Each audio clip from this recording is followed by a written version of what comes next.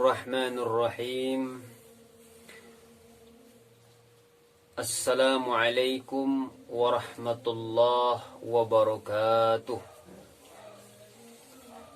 Alhamdulillah, kita bersyukur kepada Allah masih diberikan oleh Allah kita kenikmatan dan kesempatan sehingga kita bisa untuk saling bersilaturahmi walaupun lewat media sosial. Mudah-mudahan ini dapat dikategorikan oleh Allah Subhanahu wa taala termasuk amal ibadah yang mendapat ganjaran pahala di sisi Allah, dan nanti mudah-mudahan kita dapat bertemu bersama-sama dengan Allah di surganya Allah nanti.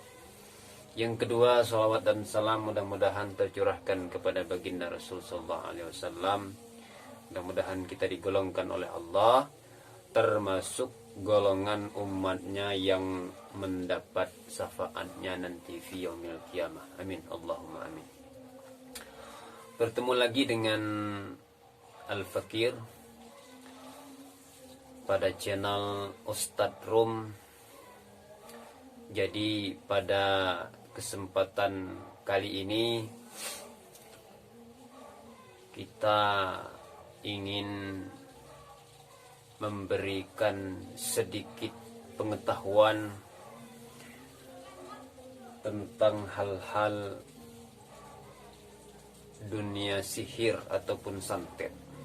Memang sihir dan santet itu adalah termasuk kejahatan yang sifatnya halus, yang mana mungkin kalau tidak dilindungi oleh Allah Subhanahu wa taala dengan asbab iman dan takwa kita kepada Allah, maka secara otomatis kita akan binasa atau celaka.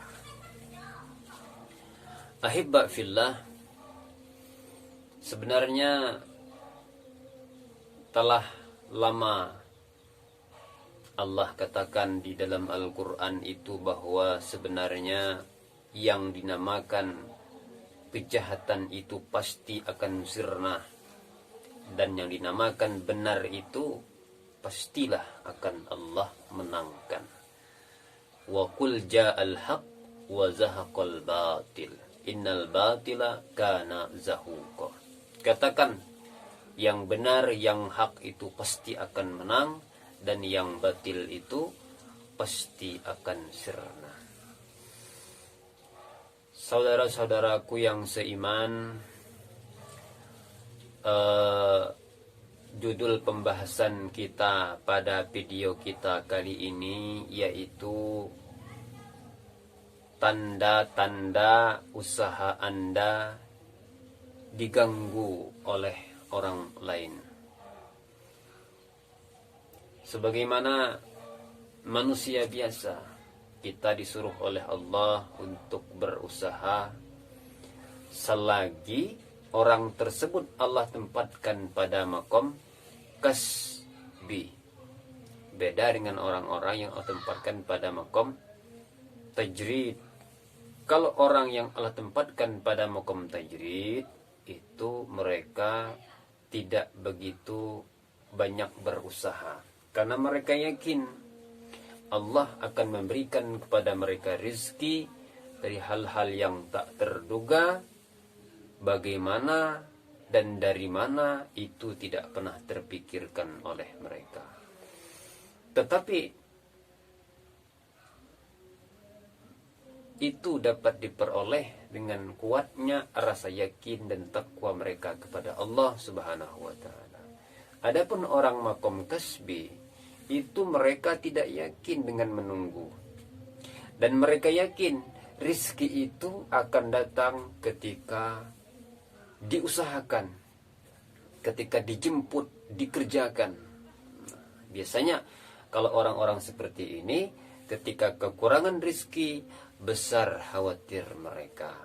Nah, di sini tak kala kita berusaha, mungkin toko, warung, ya, baik yang berskala besar ataupun pertengahan ataupun berskala kecil-kecilan. Tapi wahai saudaraku, bagaimana jadinya setiap usaha yang kita geluti, yang kita lakoni, ketika para pelanggannya berkurang, ya, otomatis daya beli barang yang akan kita jual pun akan berkurang. Otomatis omset yang akan kita terima pun semakin kecil. Jadi kadang kan ada sebuah keganjilan. Dulunya misalnya para pembeli, para pelanggan kita banyak, tiba-tiba sekarang berkurang. Dulu omsetnya besar, tiba-tiba omset sekarang kecil. Jadi di sini akan kita kupas. Mungkin ketika ada tanda-tanda seperti itu, usaha Anda berarti kemungkinan di samping belum rizki daripada Allah Subhanahu wa Ta'ala, kemungkinan ada tanda-tanda usaha Anda itu diganggu atau tidak disukai oleh orang lain. Mungkin itu pesaing bisnis kita, ya, atau orang yang tidak ingin melihat kita senang dan lain sebagainya. Baiklah, di sini tanda-tanda usaha yang diganggu oleh orang lain yang pertama yaitu biasanya banyak lalat-lalat hijau yang berterbangan ke sana kemari, ya. Lalat hijau ini kan simbol kotor. Biasanya yang identik dengan lalat itu kan kotor. Padahal tempat usaha Anda itu bersih, warungnya tertata dengan rapi, bahkan ada pewangi ruangannya, tapi kok banyak lalat-lalat hijau yang berterbangan. Ini kan aneh, ya. Ini kan aneh. Nah, biasa yang kita tahu, yang dinamakan lalat hijau itu identik dengan tempat-tempat yang kotor. Maka bisa jadi kalau ada indikasi tanda seperti ini, bisa jadi warung Anda itu diguna-guna ataupun diganggu oleh orang lain. Makanya sebelum buka warung, coba untuk membacakan Ayatul Kursi, Al-Ikhlas, Al-Falaq, An-Nas. Niatkan untuk meruqyah tempat usaha kita, ditiupkan dengan izin Allah. Bismillah. Ke sudut-sudut, ya, ke depan, ke belakang, dan ke seluruh ruangan. Memang kalau kita pandang secara zahir itu tidak ada apa-apanya, tetapi dalam pandangan Allah itu sangat luar biasa. Dan begitu juga dalam pandangan makhluk-makhluk gaib yang hendak mengganggu usaha kita. Adapun ciri yang kedua, ini sering diceritakan oleh para pasien kita. Kata mereka, tak kala mereka membuka tempat usaha mereka, baik itu toko ataupun warung, pelanggan yang biasanya membeli makanan ataupun bahan pangan yang lain di dalam atau kepada toko kita, aneh ketika mereka lewat berhenti celinguan melihat tokoh kita, seakan-akan tokoh kita itu tidak dibuka. Jadi mereka pas datang nih berhenti sebentar melihat tokoh kita, kabur karena mereka sangka kita tidak buka pada hari itu. Nah ini ya, makanya ketika Anda melihat ada gejala seperti ini, tak kala Anda melihat pelanggan Anda, ketika datang ke tokoh Anda kemudian berhenti sejenak melihat ke arah tokoh Anda kemudian dia pergi, ini bisa jadi tokoh Anda juga diganggu oleh orang lain. Biasanya kalau seperti ini menggunakan tanah kuburan. Dan ketika tanah kuburan itu ditaburkan di tempat-tempat usaha kita, maka yang muncul adalah pocong. Nah, itu ya, pocong. Adapun tanda yang ketiga, biasanya ada bau busuk yang menyengat ataupun bau-bau yang menurut kita agak menakutkan gitu. Nah, padahal tempat Anda bersih, klinis, ya, lengkap dengan pewangi ruangan, lengkap dengan kipas angin gitu kan. Tetapi kok ada bau busuk.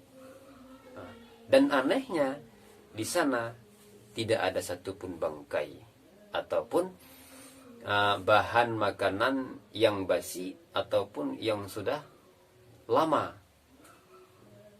Tapi ruangan Anda berbau busuk. Ini bisa jadi dalam ruangan tersebut ada makhluk gaib, ya, yang ditempatkan oleh dukun-dukun sihir agar ruangan Anda berbau busuk, sehingga tak kala pasien datang, apalagi pasien orang-orang kaya nih, ya, yang tidak terbiasa dengan bau busuk, maka mereka akan segera kabur. Nah, tuh.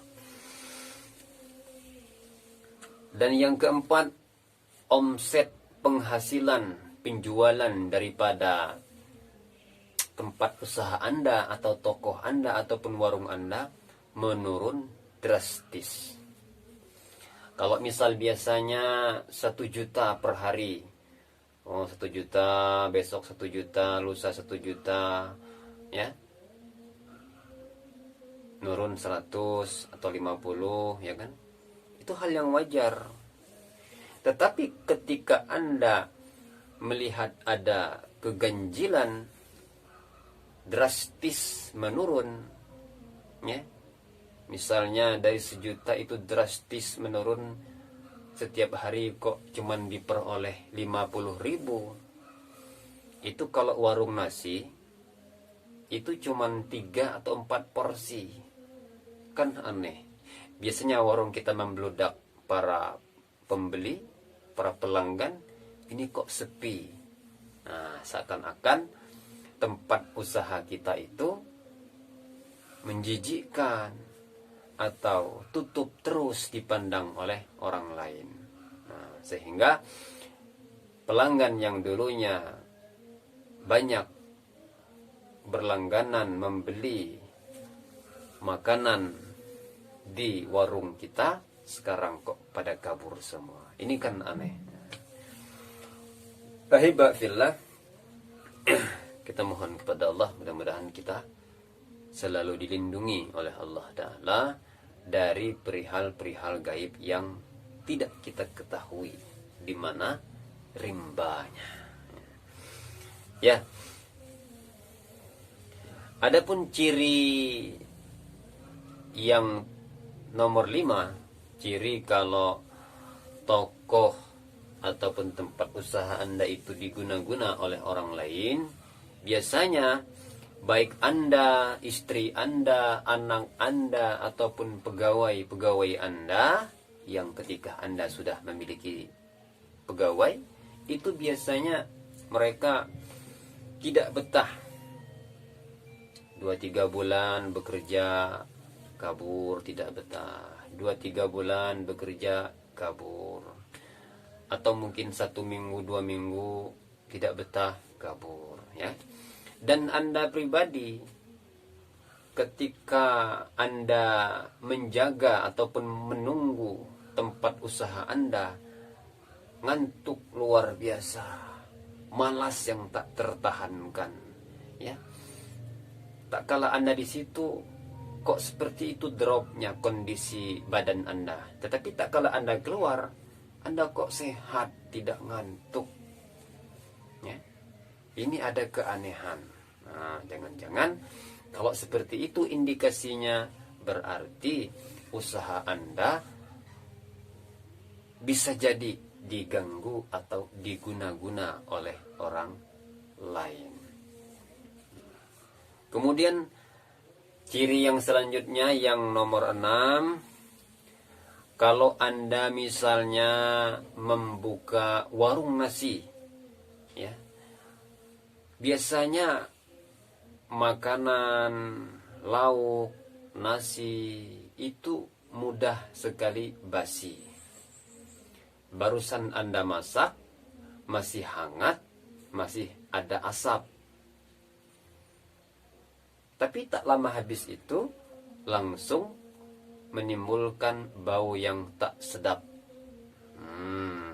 Padahal Anda ketika mengambilnya menggunakan garpu ataupun menggunakan capitan, tidak tersentuh oleh tangan Anda. Kalau tersentuh tangan Anda wajar basi, tapi ini tidak tersentuh dan Anda sangat menjaga sekali kebersihan dan keklinisan masakan Anda, sehingga para pelanggan puas ketika makan di warung Anda. Tetapi kok ketika Anda jaga, ketika Anda usahakan serapi mungkin, tapi kok basi. Nah, ini kan ada keanehan. Itulah perkara gaib. Ya. Makanya perkara gaib itu tidak akan terselesaikan jika diselesaikan dengan perkara zahir. Nah, dan cara penyelesaiannya itu di samping zahir harus ada juga batinnya. Perbaiki takwa, perbaiki iman, perbaiki yakin, ya, perkuatkan hubungan kita kepada Allah. Insyaallah kita akan dijaga oleh Allah Ta'ala. Sebagaimana Allah katakan, wa may yattaqillaha yaj'al lahu min amrihi yusra.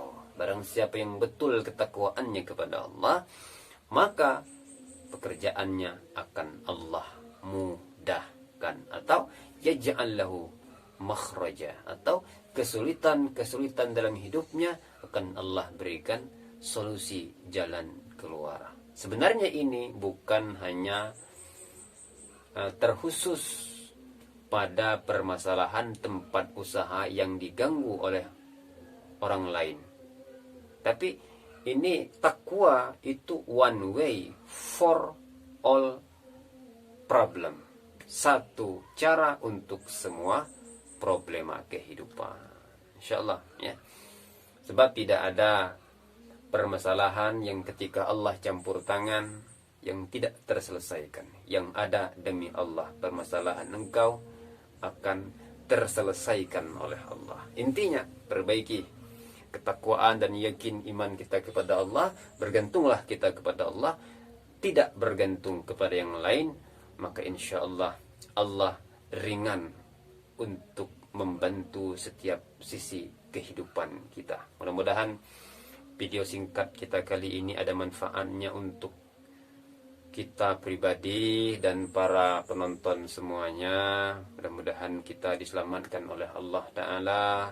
Mudah-mudahan usaha kita diberikan oleh Allah keberkahan, diberikan keuntungan, dan dijadikan dengan keuntungan tersebut bekal untuk beribadah kepada Allah Subhanahu wa Ta'ala. Akhirnya saya Al-Fakir undur diri. Mohon maaf atas segala kekhilafan dan kekurangan. Hadanallahu wa iyyakum ajma'in. Billahi taufiq wal hidayah. Tsumma assalamu alaikum warahmatullahi wabarakatuh.